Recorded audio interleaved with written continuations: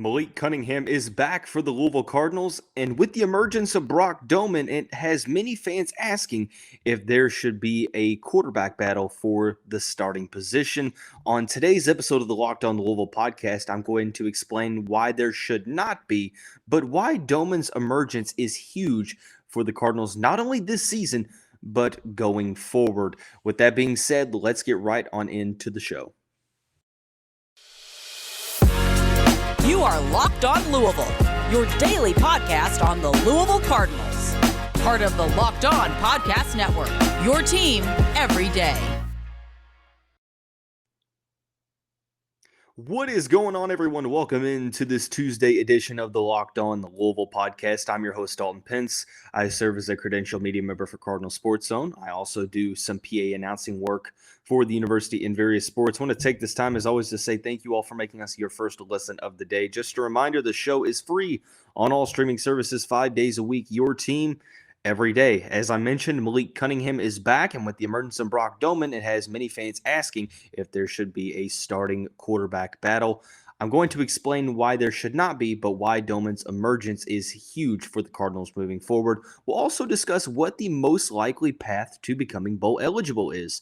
But for starters, we'll talk about the debate that has kind of been sparked ever since the Virginia game 2 weeks ago, and that is whether or not there should be a position battle for the starting quarterback role moving forward as the Cardinals head into the second part of the season.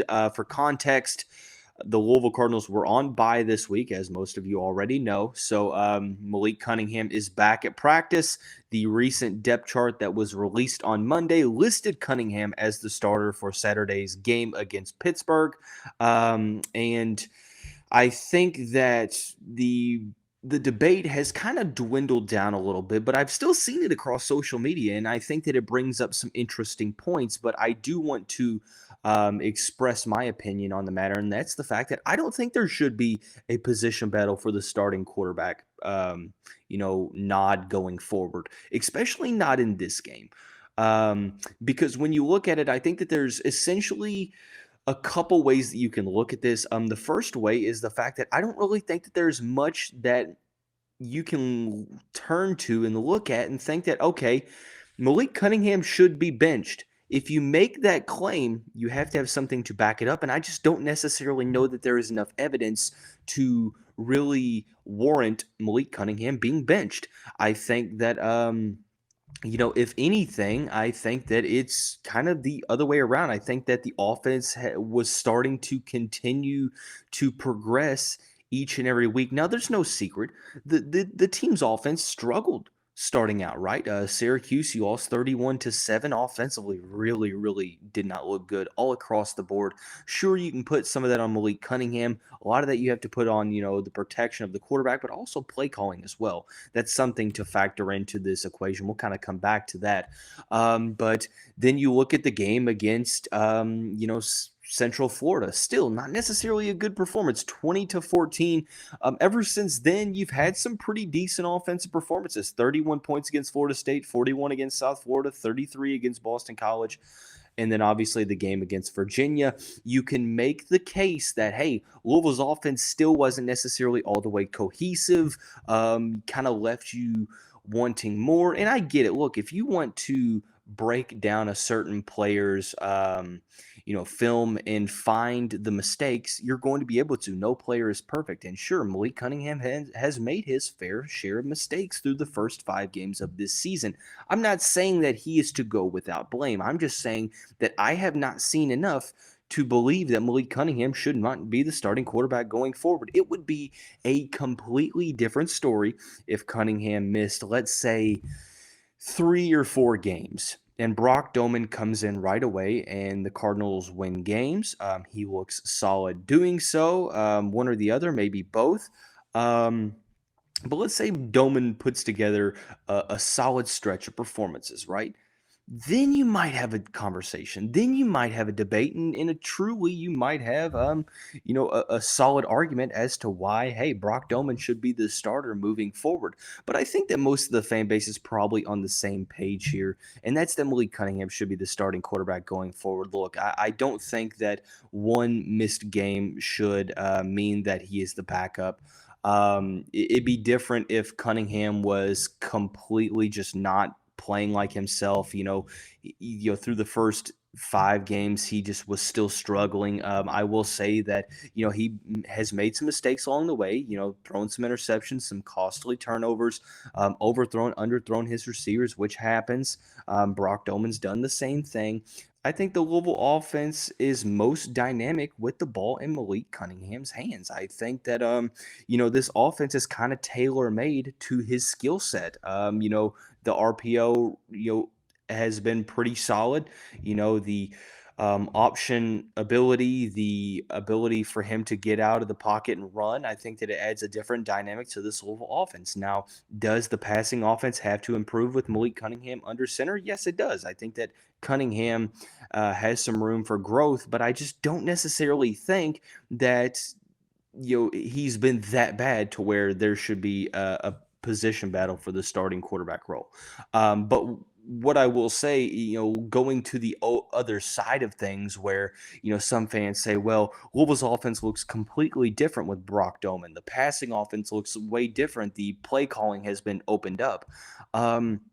There's a couple of rebuttals that I have to those claims.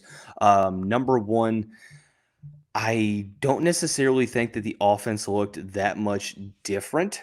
When you look at that game against Virginia a couple weeks ago, 34-17 victory in Charlottesville, I think that number one, Virginia's offense really did not play all that well outside of the first half. Really, outside the first quarter, they scored 10 in the first quarter and then 7 for the rest of the game. Domann was 17 of 30, 275 yards, a touchdown to 2 interceptions. Made some mistakes. He had 9 carries for 71 yards and that touchdown on that 44-yard touchdown run. People say, well, the ball was spread out more. Well, was it really? I mean, only 5 players logged at least 1 reception, and 2 of those players only had 1 reception apiece. I do like the fact that Marshawn Ford was utilized more, but I just don't think that the statistics and the box score really, leads you to believe that the offense was more spread out in the passing game, because it just wasn't. I think that that's just one of those things. It's a selective piece of analysis, but I don't necessarily think it's true. And then you go to the fact of, the play calling opened up more. Why I don't think that is a good fallback either. I think that really, unless you can kind of point to where the play calling opened up more, I think that maybe Brock Domann looked to go down the field a little bit more than Malik Cunningham has at certain times this season. I don't think it was just a complete different type of play calling, because if it is, then there is a very interesting conversation to be had, because then you're asking the question, okay, why is this play calling not being used when Malik Cunningham is in the game? And then you're having a whole different issue on the coaching side of things, and where you would really have some concern. But I don't think that that's the case. I don't necessarily think that the play calling was that much different. And then the third thing is, well, look, Louisville won by 17 and Brock Domann looked solid. Yes, he did. And put it this way, I'm not using this segment to discredit what Brock Domann did at all, because this was his first career start. He came in, he fought back from a very lackluster start, a lackluster first quarter, and he got the job done. That's all that matters. And he ended up winning the game, and he did so in a pretty solid fashion. So hats off to him, kudos to him. That's very solid. But I don't want to overanalyze this game, because we did that with South Florida. The next week you lose to Boston College. I'm not saying they're going to lose to Pittsburgh, but Virginia is one of, if not the worst team in the ACC. You needed to handle business. You did, against an offense that had really been struggling, a defense that was pretty lackluster. So at the end of the day, you can credit Domann for the performance, but also understand that he did so against one of the worst defenses in the conference, one of the worst teams overall in the conference. So, no, in my opinion, there should not be a quarterback battle, nor does it look like there is going to be one with Malik Cunningham being the listed starter. But with that being said, this is good for the Louisville Cardinals. Brock Domann's emergence is exactly what the doctor ordered for the Louisville Cardinals moving forward this season. And I'm going to tell you why here in the next segment after we talk about our friends over at Upside. From cringing at the pump to getting an eye-opening check at your favorite restaurant, inflation is hitting us where it all hurts. And it really hurts. That's why I started using Upside. Upside is an incredible app for anyone who buys gas, groceries, or dines out. With every purchase, I'm earning cash back thanks to Upside. I started a couple jobs. I started a new job back in early September. I have never been traveling as much as I have now in the past month and a half. Also eating out because I'm constantly on the road. So Upside has been a huge asset in my daily commute. To get started, download the free Upside app, use my promo code LOCKED, and get $5 or more cash back on your first purchase of $10 or more. Claim an offer for whatever you're buying on Upside. Check in at the business pay as usual with a credit or debit card and get paid. In comparison to credit card rewards or loyalty programs, you can earn 3 times more cash back with Upside. Download the free Upside app and use the promo code LOCKED to get $5 or more cash back on your first purchase of $10 or more. That's $5 or more cash back on your first purchase of $10 or more using the promo code LOCKED. Hey, Cardinal fans, thanks again for making Locked On the Louisville your first listen of the day. Just a reminder, the Locked On the Louisville podcast is free on all streaming services, including YouTube and now WHAS 11 Plus, 5 days a week, your team every day. As I mentioned in the first segment, I don't think that there should be a quarterback battle for the starting position, at least not right now, at least not ahead of this matchup with the Pittsburgh Panthers. But I do think that Brock Domann's emergence is being kind of overlooked in this certain aspect. And I'm going to tell you why it's a huge benefit for the team moving forward. There's a couple different ways that I want to go here. There's a couple different aspects that I want to really analyze this on. Number one, it offers I wouldn't necessarily say proven, but at least a battle-tested option at backup quarterback, a confident option, I should say. Look at the past couple of seasons. Malik Cunningham, this was his first game missed since the start of the 2019 season against Notre Dame. So he's been extremely durable when it comes to his health, but that still hasn't taken away the instances to where he's been knocked out of games, for the remainder of games with certain injuries. Most notably the one against Boston College a couple weeks ago, but games last year, Clemson in particular, where Louisville had the game in control. They were in the driver's seat. Malik Cunningham goes out, and Clemson comes storming back in the fourth quarter, and Louisville loses all momentum because, Evan Conley comes in, not really able to do much. And Louisville loses all momentum on offense. They lose the field position battle, unable to even get a first down. Just not a solid option at the backup quarterback position. People kind of look at this and they think, oh, well, it only matters unless Malik Cunningham goes out. Or it only matters until Malik Cunningham goes out. I agree. It's not a problem until it becomes one. And then you're stuck wondering, okay, well, here's the thing that I've learned about, sports in general is sometimes the unexpected becomes the expected. It happens.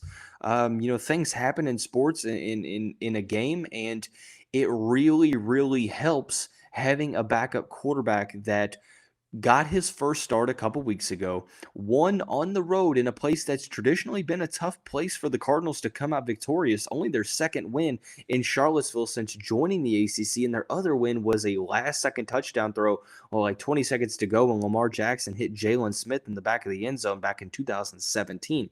Since then, the Cardinals have come up short every single time. So being able to go to Virginia, regardless if the Cavaliers were all that good or not, winning by 17 points, reps and having a solid performance overall. By doing so, I think that building Brock Domann's confidence, giving him those meaningful reps, giving him those meaningful snaps, giving him the opportunity to continue to build in-game camaraderie and chemistry with his receivers and his offensive line. I think that that can't be overlooked here because, you think, oh, well, how important is a backup quarterback? Well, you never know until truly you're in a situation where your backup quarterback has to go out and win you a football game. And you look back at some of the games in the past 10 years or so for Louisville. Teddy Bridgewater ended up being a backup quarterback. Now, granted, was probably going to end up being the starter. Lamar Jackson at one point was a backup quarterback. Even before that, Kyle Bolin winning a game against Kentucky. Reggie Bonifant winning a couple games in his career as a backup quarterback. Over the past handful of seasons, you've had that continuity with Malik Cunningham, and before that, Lamar Jackson. So you haven't had to have the need for a backup quarterback to really come in and be clutch because of the fact that your quarterbacks have been very durable. Lamar Jackson didn't miss much time at Louisville. Malik Cunningham has been extremely durable as well. But I think that him going out against Boston College reiterated the notion that Louisville needed a solid backup quarterback, a guy that can come in and if not win you a game, at least keep you afloat to where if Malik Cunningham comes back into a game to where you're not losing all the momentum. Number two, and this kind of goes without saying, I think, and I'm not saying that this doesn't happen, but Brock Domann increasing that confidence, hopefully it creates a little bit more competition day to day to where, we're seeing because let's be honest, I think that Malik Cunningham up until this point, really his status has never been in question. He's never been, he's never not been the starting quarterback since he won it over in 2019, in my opinion, or especially, definitely when, the 2020 season. So it's never been a matter of, okay, if Malik Cunningham doesn't perform up to standards, that nobody's going to replace him because you've seen what happens when you throw one of the other quarterbacks out there. Now that Brock Domann has that performance under his belt, you have a little bit more confidence in looking at your bench and looking at the sideline and thinking, okay, we do at least have another option if Malik Cunningham isn't living up to standards. And I'm not saying that that's the case. I'm not saying that that's going to be the case. I'm not saying that Malik Cunningham is inevitably going to be benched at some time this season. I am not saying that, so do not put those words into my mouth. I'm just saying when you look at this from all angles, it's good to have this problem if you're Scott Satterfield, if you are Lance Taylor, if you're Pete Thomas, to have a quality option on your bench should you need to use him. If Malik Cunningham, if he were to get hurt again, you have a guy who you can throw in there saying, hey, he's went out and he's won a game on the road in the ACC. Granted, it's been against a team that's not all that good in Virginia. You still have an opportunity. You still have an opportunity to go out and win games because you have a guy who essentially just gives you a little bit more security at the position. I think that that's what I'm trying to get around to here. I'm not saying that Malik Cunningham's position, or I'm sorry, his job security is in danger. I think that he's very firmly the starting quarterback, as he should be. I'm just saying now, you have a little bit of injury insurance if Cunningham were to go down again.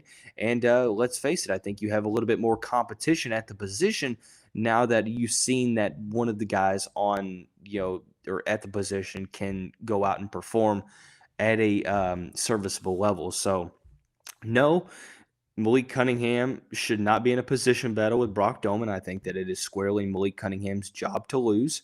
But it is good that you have Domann, as a secure backup, having a guy that, can come in and at least make the winning plays. And then who knows, maybe next year, he might be fighting for a starting quarterback position. At least you have some options to go along with Pierce Clarkson, Khalib Johnson, so on and so forth. So, we're going to kind of take a little bit of a step back. I want to look at this whole back half of the schedule. There's 6 games remaining, so whoever starts at quarterback is going to have to, really show out, and obviously signs are going to point to Malik Cunningham in that situation. But sitting at 3-3, what is the most likely path for bowl eligibility for the Louisville Cardinals? We're going to answer that here in just a second after we talk about our friends over at Nissan.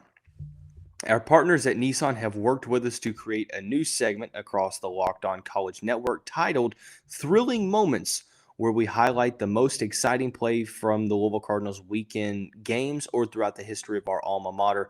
This week's thrilling moment from the Louisville Athletics is Claire Chaussey's 1,000th kill recorded for the Louisville volleyball program. An incredible accomplishment, joining the 1,000 kill club for the Louisville volleyball team. Chaussey, one of the more underrated stars in the Louisville volleyball program history, doesn't necessarily get the recognition that I believe she deserves.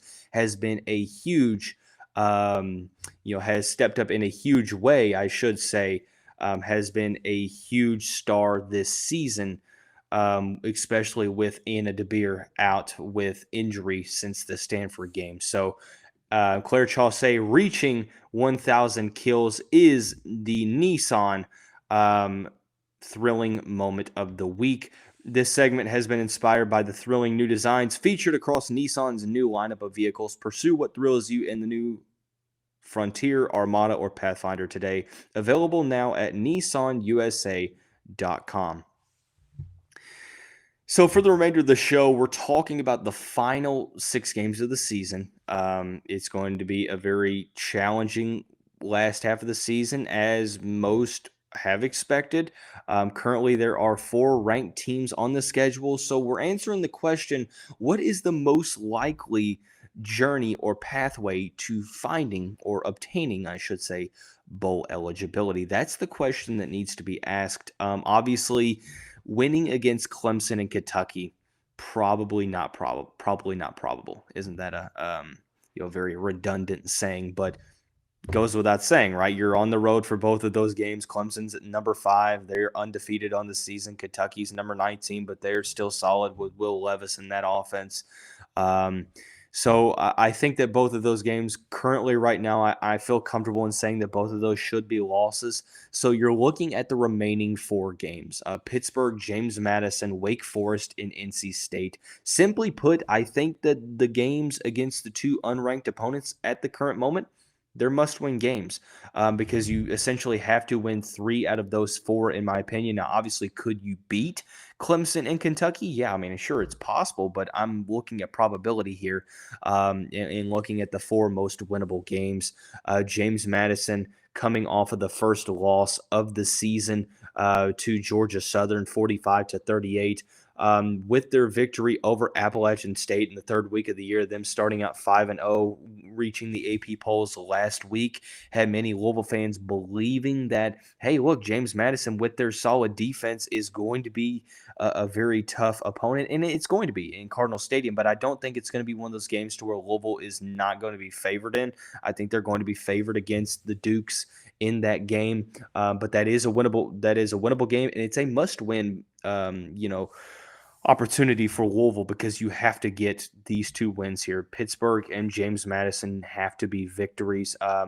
You have the opportunity here, against Pittsburgh, a night game at Cardinal Stadium, homecoming weekend, where there's a lot of buzz around the athletics program. You've got Louisville Live Friday night, the red-white scrimmage on Sunday, the Louisville football game on prime time, sandwiched right in between it. So there's a huge opportunity here for the Cardinals. Pittsburgh losing some starting players to the team, both due to injury and transfer, kind of showing that they're not as good as maybe previously thought, although they still are a solid opponent.